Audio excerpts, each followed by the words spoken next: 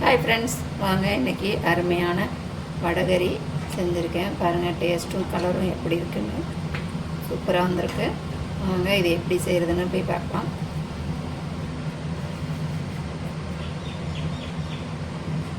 வாங்க இது எப்படி செய்கிறதுன்னு போய் பார்த்துடலாம்.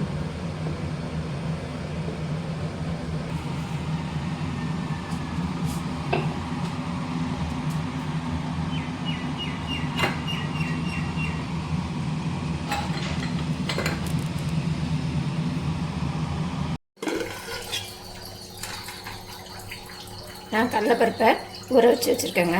வடகறிக்கு ஒரு 4 மணி நேரம் ஊற வச்சா போதும். நல்லா ஊறிடுச்சு. இதை இப்போ நம்ம அரைச்சிக்கலாம். நம்ம நைஸாக அரைக்காமல் குறைப்பாக அரைச்சி எடுத்துகிட்டு வந்துடலாம். இதில் தண்ணி இல்லாமல் அரைச்சிக்கோங்க. நம்ம வடைக்கெல்லாம் அரைப்போம் இல்லையா, தண்ணி இல்லாமல் இந்த மாதிரி.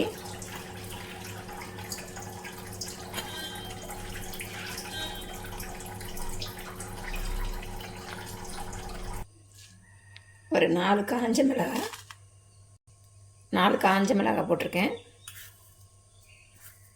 ஒரு அரை ஸ்பூன் அளவு சோம்பு,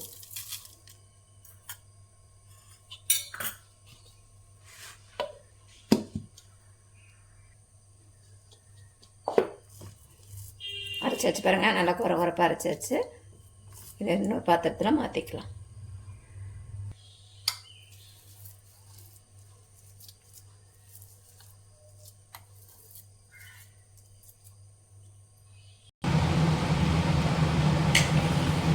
பார்த்திங்கன்னா எண்ணெயில் லைட்டாக போட்டு எடுத்துக்கலாம். இல்லைன்னா இட்லி பானையில் கூட வேக வச்சு எடுத்துக்கலாம். சும்மா ரப்பாக போட்டு விடுங்க.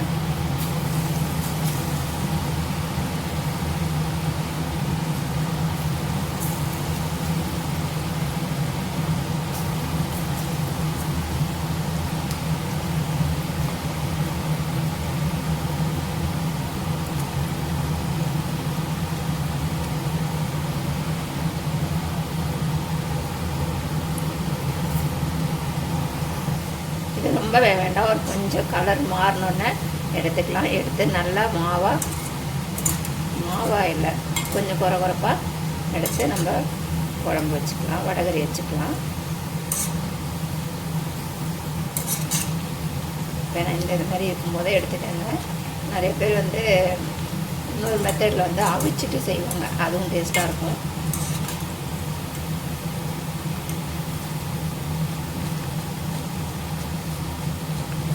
இந்த மாதிரி இருக்கும்போது எடுத்துக்கலாம். வடை சுட்ட எண்ணெயை கொஞ்சம் ஊற்றியாச்சு. கடுகு சேர்த்துக்கலாம். கடுகு, கொஞ்சமாக சோம்பு,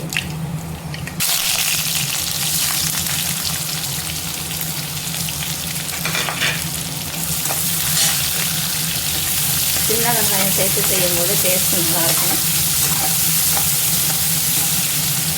இது கூடவே தட்டி வச்ச இஞ்சி பூண்டு மட்டும் பேஸ்ட்டாக இருந்தால் கூட சேர்த்துக்கணும்.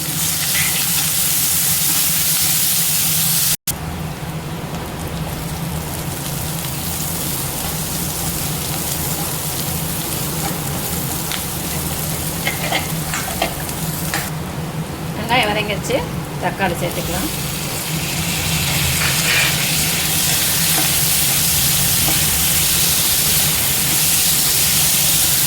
மசாலா சேர்த்துக்கலாம். மஞ்சள்தூள், காரத்துக்கு பார்த்திங்கன்னா நான் 2 ஸ்பூன் அளவு மிளகாத்தூள் சேர்த்துருக்கேன். தனியாத்தூள் 2 ஸ்பூன், கரம் மசாலா அரை ஸ்பூன், சீரகத்தூள் அரை ஸ்பூன். கலருக்கு பார்த்திங்கன்னா காஷ்மீர் சில்லி சேர்த்துருக்கேன். இதை நல்லா கலந்துடு.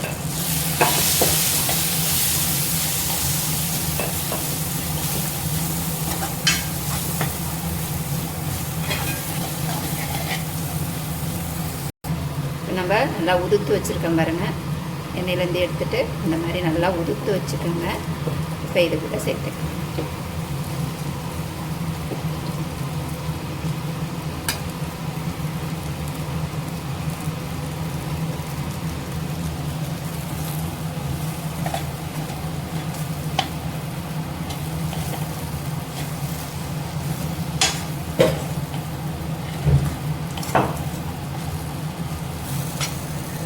நல்லா கலந்தாச்சு. இப்போ தண்ணி சேர்த்து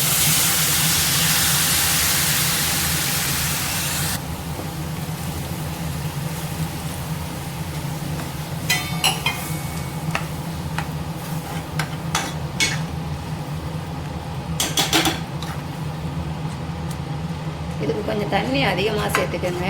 ஏன்னா கடலைப்பருப்பு இல்லையா, தண்ணி நல்லா இழுத்துக்கும். நல்லா ஊறி தண்ணி நல்லா இஞ்சிடும்.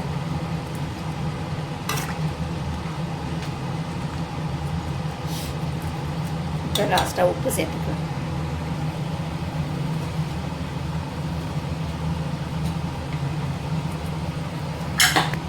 இப்போ மூடி போட்டு நல்லா கொதிக்க விட்டுக்கலாம். அவ்வளோதாங்க. நல்லா கொதிச்சு நல்லா சுண்டிருச்சு பாருங்கள். நல்லா தண்ணி இழுத்துருச்சு. நம்ம எவ்வளோ தண்ணி ஊற்றணும் இல்லையா. அவ்வளோதான், அருமையான வடகறி ரெடி ஆகிடுச்சு. இது பார்த்திங்கன்னா இட்லி தோசைக்கு சூப்பராக இருக்குங்க. இடியாப்பத்துக்கும் நல்லாயிருக்கும். நீங்களும் இந்த மாதிரி செஞ்சு பாருங்கள். எப்படி இருக்குன்னு லைக் பண்ணுங்கள், ஷேர் பண்ணுங்கள், கமெண்ட் பண்ணுங்கள். மறக்காமல் சப்ஸ்கிரைப் பண்ணுங்கள். இன்னொரு வீடியோவில் சந்திப்போம். பாய். அவ்வளோதாங்க, அருமையான வடகறி ரெடி.